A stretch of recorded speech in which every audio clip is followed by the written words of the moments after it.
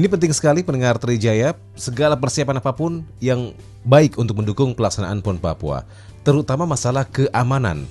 Ya, perdamaian di Papua memang sempat terganggu karena ulah kelompok separatis teror KST. Oleh karena itu, penegakan hukum pada mereka wajib dilakukan. Tujuannya agar keadaan jadi aman dan masyarakat tidak was-was saat beraktivitas di luar.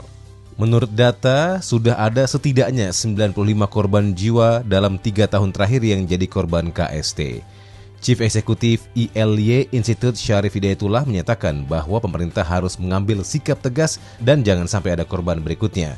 Memang baik warga sipil maupun militer, banyak aparat juga yang jadi korban jiwa, bahkan meninggal dunia karena ulah sniper KST.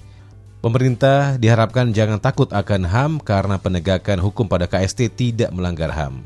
Bahkan pihak Institut Syarif Hidayatullah menyatakan heran mengapa sampai ada LSM, kebanyakan dari luar negeri ya, yang mempermasalahkan HAM. Penyebabnya karena justru KST yang melanggar hak asasi orang lain. Dan mereka menembaki sipil dan aparat sehingga menjadi korban. Misalnya pada kasus saat Murib tertangkap karena ketahuan masuk senjata api ke KST, maka ia terancam hukuman maksimal 5 tahun penjara. Juga bisa terkena undang-undang terorisme karena terbukti mendukung KST yang notabene kelompok teroris. Lalu anggota KST seperti Sabius Walker yang ketahuan membakar sekolah dapat kena ancaman hukuman 2 tahun 8 bulan penjara. Karena perusakan gedung sekolah dapat menghancurkan masa depan putra-putri Papua.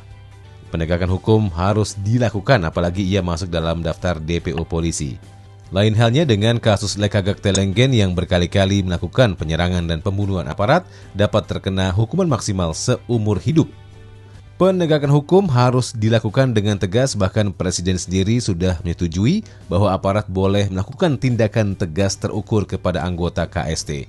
Penyebabnya karena anggota KST sudah melampaui batas dan saat terjadi kontak senjata yang terjadi adalah korban atau bertahan, jadi tidak ada pelanggaran hak asasi.